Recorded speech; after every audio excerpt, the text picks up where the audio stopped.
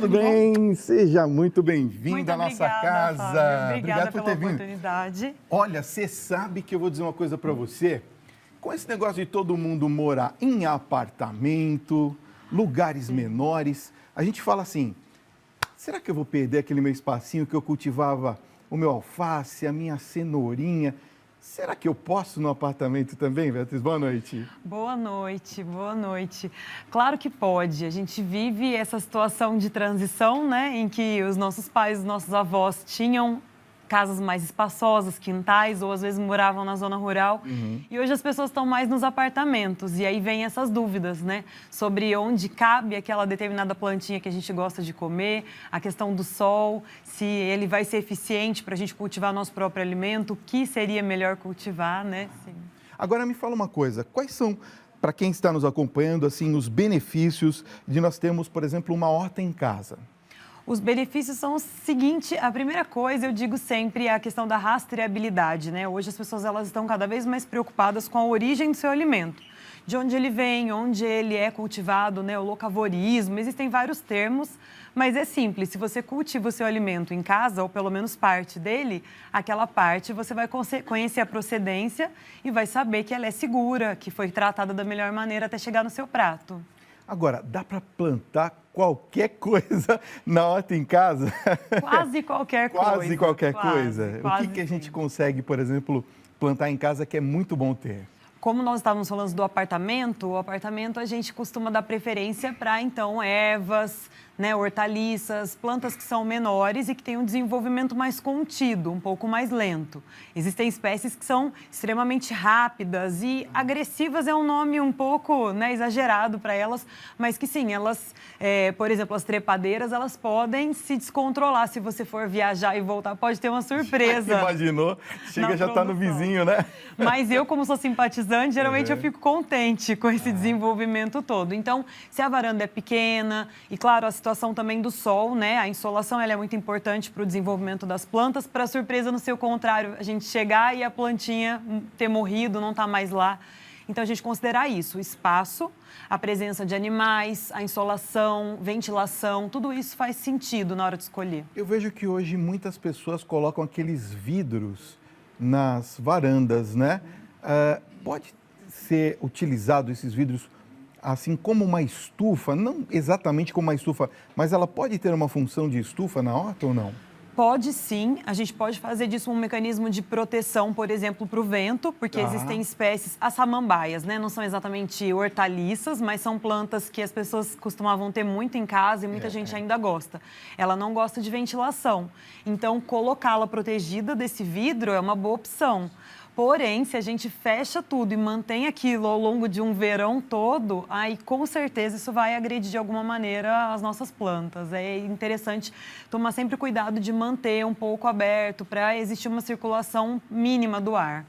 Vamos fazer um passo a passo? Vamos, com Daqui a certeza. pouquinho. Bom, Beatriz, eu vi que você trouxe aqui uma parafernália toda para a gente fazer, pôr a mão na massa, é isso? Isso mesmo. Bom, por onde a gente começa? Vamos lá. Eu já estou arregaçando as mangas aqui. Eu tenho que arregaçar também, trabalhar. Não precisa, vou te dar lá. tarefas simples aqui. Tá. Quando a gente faz essas hortinhas, que elas são em vasos ou em jardineiras, geralmente a sujeira ela é um pouco menor. E como a gente está focando em pequenos espaços, pessoas que estão em apartamentos ou em quintais pequenos, a gente leva em consideração essa parafernália mesmo. No fim, é tudo muito simples. A gente está acostumado a, assim, remeter. Quando se fala em horta, sempre naqueles espaços de quintal, né? Os canteiros quadriculados. E, na realidade, as hortas podem ser feitas verticalmente. Até na parede, você diz? Na parede, até penduradas, suspensas. Existem vasos que já são específicos, que vêm com um ganchinho, um furinho, treliças que são próprias para a gente usar como suporte para isso. Então, hoje as possibilidades são infinitas. Até rega automática a gente tem. Olha que bacana. Mas para quem gosta de mexer e tá ali todos os dias, a gente mostra essa parafernália aqui, que é a mais simples. Eu trago aqui a que eu uso como primeira etapa, né? Que é a argila expandida. Vê como é levinha essa pedra. Ela engana a gente. Eu ia falar, parecia que é pesado, né? Parece pesado. Não é não, gente. Olha só. Mas não é não. Aqui. É quase um isoporzinho. É bem levinha. Muito legal. Bem levinha, isso mesmo. Uhum. Eu vou usar argila expandida no fundo do meu vaso. Inclusive, ela absorve água também? Absorve. Absorve? Isso, ela é boa para manter a umidade, não por muito tempo, porque o material dela ele é bem porosinho, então da mesma maneira como ela absorve, depois ela vai propiciar a evaporação dessa água. Tá. Então ela é um mantenedor ali de circulação, né? Faz o vaso ficar mais aerado e ajuda também nessa manutenção na rega. Tá. E aí aqui eu trouxe 2 exemplos de vasos, né? Tá. Que um é o vaso de barro, é bacana porque a gente faz um paisagismo, pode espalhar essas plantas por toda a nossa casa, não precisa ficar só no canto da varanda, né? Pode ter no quarto, pode ter na sala, uma planta comestível. E aqui as jardineiras, que são bem aplicadas para essa finalidade, né, de cultivo. Aqui, eu acho legal a gente atentar para o material, né? Esses vasos de cerâmica, de barro, eles absorvem a água.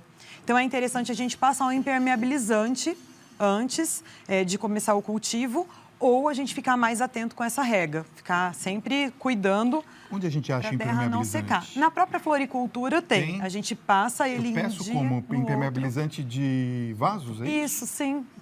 Ele é próprio para as plantas, ele não é tóxico, né? Como a gente usa em outros materiais. Tá. A gente pode usar ele tranquilamente, então eu uso aqui a argila expandida em pequena quantidade no fundo desse meu vaso. Mas para ela fazer um suporte, esse vaso ele é sempre furado, por isso até o pratinho, né? Hoje a gente fica atento a isso, porque a gente não pode acumular água nesse vaso, né? Entendi. Estamos falando de dengue e outras doenças relacionadas aí à água acumulada. Então, no pratinho, a gente coloca um pouco de areia. Depois de pronto, a gente põe um pouquinho de areia para essa água não ficar parada lá. Tá. Depois de colocar a argila, eu vou dar uma adiantada aqui, eu vou pôr um pouquinho mais. Cobriu todo o fundo do meu vaso? Legal. Eu vou usar uma outra peça aqui, que é bem simples. O nome dela é manta bidim. É um tipo de manta, parece um cobertorzinho, Parece né? um cobertorzinho, é. Isso. Olha lá. Tá vendo aí? E É bem fininho, né? bem fininho, isso. Qual que é a função dele? Ele é uma manta que a gente vai usar para dividir onde fica aí a terra e a argila expandida, manter essa parte mais aerada mesmo, Então, tá? eu ponho primeiro a argila expandida, né? Isso. Deixa eu virar aqui para o Abdi pegar melhor aqui, que Por a gente favor. tá sem a câmera móvel aqui, ó lá. Tá vendo? Aí a gente vai fazer como? A gente vai colocar aqui? Isso. A manta vem em cima da argila. Eu sou uma pessoa muito da jardinagem intuitiva. A gente não precisa ter muita técnica, ninguém precisa fazer assim, extensos cursos, ser expert, o dedo verde, né, que dizem. Certo. Então, na falta de um desses materiais, a gente consegue improvisar. Ou a gente não necessariamente precisa de todos eles. Né? Na natureza as coisas vão bem e se equilibram. O legal é ficar atento a esses materiais, mas não vai deixar de plantar se não encontrar, por exemplo, a manta ou a argila. Cultive do mesmo jeito, a intenção vale muito nessa hora. E aí, logo sobre aqui a manta, a gente vai usar a terra. Eu trouxe aqui para vocês uma terra que ela já é adubada, ou seja, ela já está fertilizada, misturada com compostos. Então, a gente poderia, por exemplo, conseguir terra em um terreno, ou que a gente brinca, fala que é terra de barranco, né? Uma terra que ela pode estar mais empobrecida, ela tem uma boa quantidade de minerais, mas às vezes compostos orgânicos não. E aí, comprar separadamente um esterco ou um adubo proveniente da compostagem, né? O humus de minhoca. E aí a gente mistura esses dois. Essa terra é vendida pronta em qualquer floricultura, lojas... lojinha de R$ 1,99 tem muitas vezes a terra. Não sim. sabia, não. É fácil, né? fácil Muito de achar? próximo de casa, muito fácil de encontrar. Ok. E aí a gente coloca, então, essa terra que vem sobre aqui a nossa manta no vaso. O que eu posso fazer é misturar essa terra num outro composto que eu trouxe aqui. E aí, mais uma vez, não pode ser um impeditivo se não encontrar. Mas é interessante, sim, usar. Chama vermiculita. Ela é um mineral, parece um isoporzinho também. E ela, sim, vai ajudar aí na aeração desse solo e também na absorção perfume, da né? água. Ela tem o cheirinho, né? Característico. Bom, são cheiros naturais, né? Esses aromas, eles são desses próprios materiais. E a gente tem também aqui o que eu chamo de chips de coco, fibra de coco, né? Que são esses pedacinhos que às vezes a gente também mistura a terra para melhorar a aeração, para fazer com que essa Isso. terra respire melhor. Olha lá. Legal, né? Então, esse aqui, ele faz qual função? Ele também deixa a terra mais aerada, é isso? Isso, a gente pode usar ele misturado à terra, como aqui o vaso é pequeno, é bacana misturar. Ou se é uma superfície muito grande, para você não precisar de uma quantidade muito grande desse material, você pode colocar ela sobre o vaso. Entendi. Igual muitas vezes a gente vê aqueles pedacinhos assim do pinos, né? A casca de pinos. É verdade. Enfeita os vasos e ajuda a manter o solo úmido, ajuda a segurar ali a umidade e também a sombreamento desse solo. Né? Bom, enquanto você vai colocando a terra, então, e preparando aqui, vou dar um recadinho, volto já para a gente continuar. Tá ótimo, certo? combinado. Nossa, eu estava conversando com o Paulinho lá, mas eu vi que você é rápida, não? Sim. Olha só, olha o que ela já colocou de terra aqui. Mostra aqui, Abdi. Olha só. Sim. E muita gente tem preguiça de começar a mexer com jardinagem porque acha que é uma coisa que ocupa muito tempo. Na realidade, e é um prazer, não. Né? É uma alegria fazer, né? Uma terapia, mais até que isso. Aí você trouxe mudinhas do que aí pra gente? Eu trouxe a coisa mais básica da jardinagem, que é a cebolinha, que é uma coisa muito simples, né?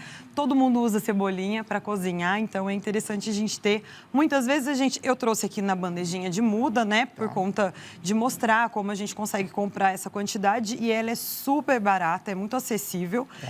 Mas a gente pode, por exemplo, comprar a cebolinha na feira e usar a raizinha dela, aquela ponta do caule, já para plantar. Mesma, sim. Então, eu compro, eu vou na feira, compro a cebolinha normal, o maço, e eu pego a parte de baixo para plantar? Sim, aquela pontinha branca dela que muitas vezes vem com a raizinha. Às vezes o próprio produtor tira para entregar para a gente, ou a gente, quando chega em casa, tira essa coisa de limpar, né? Pois é. Na realidade, indo para a terra, ela vai continuar se reproduzindo e trazendo alimento para você depois de muito tempo. Beatriz, muito legal. E aí, como é que eu faço para transportar, então, para lá? Essa daqui, a gente vai colocar aqui na jardineira. Nessa daqui? Isso, nós apresentamos aqui o vaso e a jardineira, né? Cada qual tem o seu formato. Eu pensei na cebolinha para ela, porque a gente consegue colocar uma quantidade boa de mudas, com um espaçamento pequeno, elas vão se desenvolver legal. Aqui nós temos uma planta... Deixa eu mudar aqui de posição, pode? Por favor. Vou colocar mais para cá. Tá ótimo. Aí vocês enxergam melhor, não é isso? Isso. E eu estou usando aqui alguns equipamentos, eles são bonitinhos, mas nada impede da gente fazer esse mão mesmo, bercinho, né? Na mão, com o dedo, que geralmente em casa a gente faz assim com o dedo, chama as crianças para participar, eles adoram. Então, eu tiro aqui a mudinha, é muito fácil. Se tiver difícil de sair da bandeja de muda, a gente umedece um pouquinho, porque aí ela vai se destacar, facinho. Que bonitinho, olha. Não é? Olha a raiz dela, lindo, que graça. Né? É muito graciosa. É a coisa mais linda. E aí a gente consegue, fazendo um buraquinho, não precisa ser fundo, é superficial, a gente acomoda ela aqui, é o bercinho. Qual que é o espaço que eu tenho que deixar entre uma e outra? Olha, o espaço ele vai depender do espaço que você tem também. Existem muitas regras, algumas hortaliças se recomenda, né? 20, 30 centímetros de espaçamento. Quando a gente tem uma jardineira dessa em casa, é interessante a gente acomodar essas plantas o suficiente para não deixar elas muito próximas e aí sabendo que elas vão acabar se comprimindo no crescimento. Aqui eu dou um espaçamento mais ou menos, se tratando também da cebolinha, né? Que não é uma planta volumosa, que vai ficar muito larga e sim crescer mais verticalmente, a gente faz assim, eu uso um distanciamento de 2, 3 dedos. A gente faz assim, que são medidas bem, põe assim, ó, lá, simples. Você tá vendo ali, ó? 2 dedinhos, ó. 2 dedinhos, planta a próxima aqui. Pode colocar o próximo brotinho. Aqui elas não vão brigar aqui pelo espaço, tá? E eu trouxe a cebolinha também por uma curiosidade, até uma história minha. Por muito tempo eu cultivei, e a gente usa muito em casa, minha mãe gosta muito, do cheiro verde, né? Que a gente chama. Que a gente compra a cebolinha junto com a salsinha, né? Vem junto no maço. O que eu fiz? Nas primeiras vezes que eu fui cultivar, eu cultivei o cheiro verde junto. Então eu plantei a salsinha e a cebolinha no mesmo vaso. E pode? Pois é, por muito tempo eu teimei com isso. E elas não iam para frente. Até eu descobri que a salsinha e a cebolinha, elas vão muito bem juntas na comida. Mas não no vaso. Não no vaso. Não no vaso. No vaso, elas acabam competindo, elas têm, né, a gente chama de alelopatia. Então, elas são plantas que acabam competindo, tem substâncias que uma pode agredir a outra. E como que eu sei, por exemplo, geralmente sobressai. O que é que eu posso plantar junto? Tem alguma informação? Como é que eu acho essa informação?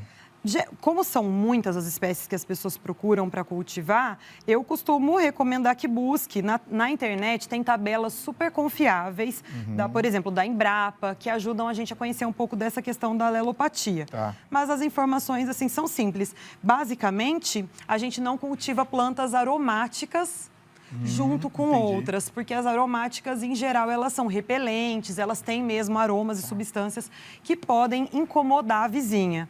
Aí a gente... Olha, tem uma telespectadora aqui que ela não colocou o nome dela, ela está digitando aqui, vamos ver se ela põe o nome, mas ela mandou até imagens aqui. Ela disse assim, Fábio e Beatriz, olha, eu cultivo quase de tudo no meu quintal.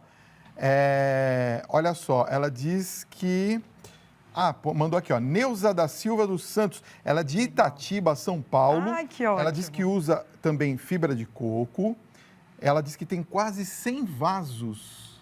Olha só que bacana isso, né? Acredito. Amo meu cantinho verde, que legal. Ela cultiva açafrão, colocou várias coisas que ela cultiva. Sim. A gente pode ter uma quantidade boa também, né? Pode. O açafrão, por exemplo, é uma planta super estética. Ela pode ser aquele vaso bonito da mesa da sala, desde que, claro, a gente, dê os cuidados necessários e que ela tenha uma porção de sol por dia, que ela esteja em um lugar adequado em questão de insolação e ventilação. Mas ela é super bonita, tem uma folhagem bem vistosa. Tá. Então, é uma planta que pode fazer perfeitamente o que a gente chama de paisagismo produtivo. Já que a gente gosta de ter plantas em casa para decoração, por que não plantas alimentícias, plantas comestíveis? Hoje, Fábio, eu te conto que essa é a minha especialidade. Eu tenho estudado mais essas plantas que têm sido esquecidas pela sociedade, porque a gente se distancia delas, né? O próprio açafrão, cúrcuma, na verdade, a gente confunde muito, porque são plantas que têm desaparecido. A gente consome elas processadas, esquece como são no meio ambiente natural. A gente já compra tudo processado, né, em pozinho. Isso. Olha como ficou bonito, Pronto. gente. Dá uma geral aqui, Abdi. Olha aí, mostra aí. Osés, capricha aí. Olha que bonito que ficou. Bem simples. Ficou lindo, hein? Eles estão posicionadinhos aqui, são brotinhos bem novos, bem jovens, Olha eles só. vão crescer bastante. Oi, Fábio, eu sou a Neuza, moro em Maringá, eu não perco um só programa seu. Amo muito tudo isso. Obrigado. Gostaria de saber como cuidar das cebolinhas. As folhas ficam muito fininhas, vai até que morre. Mas espera aí que daqui a pouquinho você vai explicar. Fica aí que eu já volto. Ó, deixa eu falar. O Tiago está me falando aqui que existe, você dá cursos, é isso? Para quem quer, por exemplo, aprender, você dá cursos? Quando que vai ser o curso?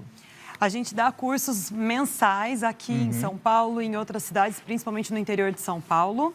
O próximo vai ser já nesse sábado, então depois de amanhã estaremos no Sesc 24 de maio, no centro, fazendo um curso de culinária para crianças com flores. Que bacana isso. É Quer dizer, muito legal. a família pode também se divertir, né? Também fazer essa, vamos dizer assim, essa terapia, né, das plantas, não é isso? Tá no vídeo aí? Mesmo. É isso que você está me falando, Tiago? Ah, tá, ok, tá certo. Daqui a pouco a gente vai passar de novo. Fica tranquilo aí, o Tiago tá falando. Daqui a pouco repete. Tá O que a gente vai mostrar aqui do vaso, Beatriz? Como eu te falei, Fábio, é uma coisa que as crianças também podem participar. Então, se nós estamos plantando alimento, elas vão participar do momento do cultivo, do processo de desenvolvimento, da colheita e, por que não, do uso culinário. Esses são conhecimentos que, se estivessem sendo passados de pai para filho, eles não se perderiam. Aquilo que a gente chama de tradição, né, que não pode deixar acabar, se perder. Bom, a nossa cebolinha, ela está quase aqui.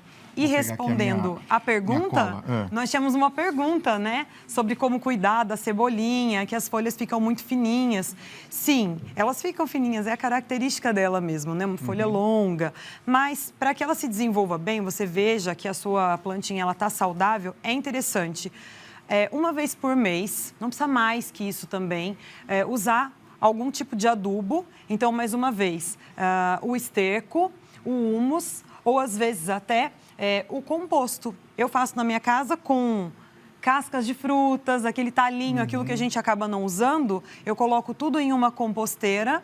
Ela é feita assim em andares, são gavetinhas. Que legal. E o último andar eu tenho esse líquido aqui, que a gente conhece como chorume.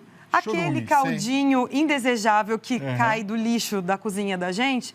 Quando a gente separa esse lixo, né, orgânico, esse resíduo, a gente acaba levando para um outro equipamento. E aí ele não é visto mais como uma coisa suja, mas sim como um fertilizante maravilhoso. Entendi. Ele não é mal cheiroso, desagradável, como se parece no lixo da gente. Pelo contrário. E aí o que eu posso fazer é tirar esse líquido daqui, levar para um regador ou para um aspersorzinho, um esguichinho, diluir em um vidrinho desse aqui para 10 desse. Então, ele é bem diluído, ele é forte. O que a gente tem aqui? Casca de batata, casca de banana, essas coisas que a gente acaba não usando. E eu faço o quê? Eu jogo como spray? Pode jogar como um cima spray. mesmo? Eu acho interessante a gente colocar já direto na terra. Ah, entendi. Porque muitas vezes é perigoso ele queimar as folhas, né? Entendi. Se a gente não faz a diluição correta ou se essa planta logo vai tomar sol, essas queimaduras elas podem prejudicar o aspecto e a qualidade do nosso alimento. Então é mais interessante fazer uma rega focando mesmo na terra. Aqui, lembra da vermiculita? Eu dei uma polvilhada aqui, a gente já tinha misturado um pouco, mas para ilustrar e vocês se lembrarem da importância dela. Né? E aí, logo em seguida, a gente vai usar essas pedrinhas. Podem ser, assim, branquinhas ou podem ser outras pedras que a gente tenha, aquelas pedrinhas roladas de rio, né? Então, a gente vai cobrir esse que se usam em solo. aquário também, pode ser? Também. Eu não gosto das coloridas porque elas são artificialmente coloridas. Entendi. E aí, com a chuva, com a rega, isso vai acabar interferindo no nosso solo e aí as nossas plantas podem absorver algum tipo de composto químico que é indesejável, né, para um alimento, principalmente. Então, de preferência que elas sejam neutras, que elas sejam brancas ou mesmo aquela cor natural creme, né, ela é um marronzinho, creme, que são essas pedrinhas de rio, né, os seixos, a gente chama. Então, eu cubro esse meu vaso com a pedra. Para quê? Ele vai proteger o solo do sol, ele vai proteger de insolação, vai manter a umidade, vai firmar essas plantas aqui. Então, é interessante isso. Para quem quer ter a cebolinha saudável, sol e rega. Ela gosta de sol bastante. E água. E rega abundante. Não pode deixar passar sede. Tem uma pessoa que está perguntando aqui, é o Geraldo da Silva, de São José dos Campos, São Paulo. Da minha cidade. Está dizendo assim, ó, boa noite, assisto o seu programa todos os dias. Hoje está excelente com a Beatriz, que é professora das plantas. Ó, que chique, né? Que bom. Está dando os parabéns para a gente. O Geraldo está perguntando se dá para cultivar limão em casa. Dá? Dá sim. Especialmente se a pessoa dominar algumas técnicas de poda que fazem com que a árvore fique menor, permaneça menorzinha, como se fazem com os bonsais, né? Sem que comprometa a fertilidade dela. Uma poda errada, ela pode comprometer a frutificação. E aí você nunca vai ter limão. Você vai ter um limoeirinho lá, mas ele vai ser meio coitadinho. Ele não vai produzir limões, né? Bem saborosos. Se você está pensando no limão assim em grandes quantidades, não, mas dá para fazer. É você interessante. Vai plantar a pimenta, isso? Isso, a biquinho. Biquinho. É uma querida porque ela não é tão picante, né? Então a gente pode usar muito na cozinha e acaba não sendo polêmica, né? De vez em quando. Outras pimentas podem ser. Olha aí, Chicão, dá para você fazer a pimentinha ali, ó, para comer com churrasco, olha que delícia, né? Deixar ali do lado, não é não? Sim. Ela é graciosa, ela não cresce muito, então ela fica um arbustinho, a gente não precisa se preocupar tanto com as podas. O que eu estou fazendo aqui? Vou fazer um pouco de sujeira aqui, não tem jeito. Deve fazer, A gente dá um jeitinho depois. A gente tira ela aqui do saquinho, né? Essa fraldinha da muda. Eu já deixei um espacinho aqui, que é o bercinho que a gente chama. Coloco a minha planta aqui, faço o possível para não romper esse torrão. Esse torrão é importante porque a raiz dela já está toda envolvida aqui na terra. Eu vi que também ela está mais úmida, né? Isso, para não romper o torrão é importante estar úmida, que nem a gente falou da cebolinha também, para tirar. Nesse caso aqui, legal. por exemplo, como você não pôs ela muito funda, eu posso colocá-la até um pouquinho para cima do vaso ou não? Pode, não é um problema, mas a gente tenta ficar sempre com essa proporção equiparada, no nível. Então, eu coloco ela aqui, mas aí eu vou colocar um pouquinho mais de terra para nivelar praticamente, deixar só um pedacinho do torrão para cima. Enquanto você põe, já vou trazer perguntas. A Bete Luiz de Aracaju, Sergipe, um beijo para Aracaju. O Brasil inteiro ligado na Rede Vida, junto com a gente aqui no Tribuna Independente. Ela está perguntando o seguinte, ó, Beatriz, como que eu sei qual é a quantidade certa de água para regar as mudas? Essa é uma pergunta super recorrente e é, sim, uma excelente pergunta. Porque a gente brinca aqui em casa que planta que tem muito dono morre afogada. É verdade. Um vai lá, passa rega, vai outro, passa rega também, né? O medo dela secar é tão grande que a coitada da plantinha fica ali na água o dia todo empoçada. É interessante a gente tocar a terra. Bom, já que a gente vai ter planta em casa, vamos pôr a mão, né? Vamos mexer, né? Não ter nojo, não ter esse tipo de problema, porque afinal de contas não tem nada de sujo aqui. A gente está cultivando alimentos, são coisas excelentes. Coloca a mão na terra. Se sentir umidade, a gente pode esperar até o dia seguinte ou outro, até que essa terra esteja superficialmente seca.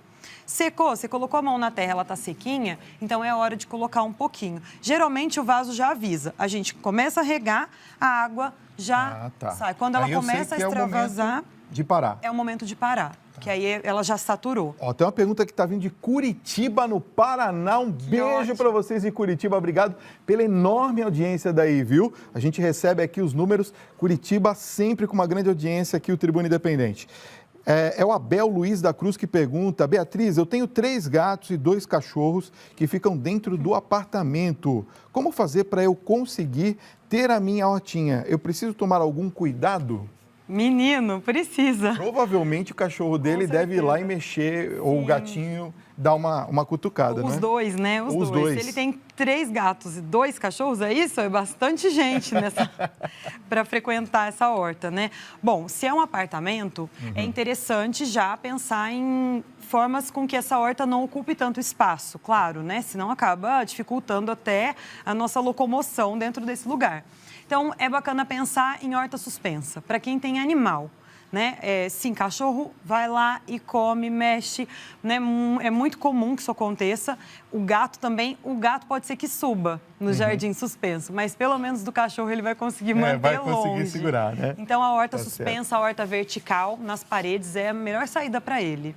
Obrigado, Beatriz. Olha, dia 16 de março, sábado agora, a Beatriz vai estar às 14 horas no Sesc 24 de maio aqui em São Paulo, como ela falou, com o curso Culinária com Flores. Flores comestíveis. Está aparecendo aqui. Flores comestíveis, é? Sim. Está aparecendo aqui no vídeo. Olha, dia 17 de março, domingo, às 3 da tarde, no Museu do Imigrante, aqui em São Paulo. Ela vai ter uma participação na feira Comida e Herança. Isso. E se você quiser saber mais sobre o trabalho da Beatriz, é só você entrar no site www.matonoprato, tudo junto, como está aparecendo aí no vídeo, .com.br, ou nas redes sociais, @Mato no Prato. Vai ser muito legal você conhecer o trabalho da Beatriz e dar esse retorno para ela. Isso mesmo, vou ficar muito feliz, assim como fiquei hoje.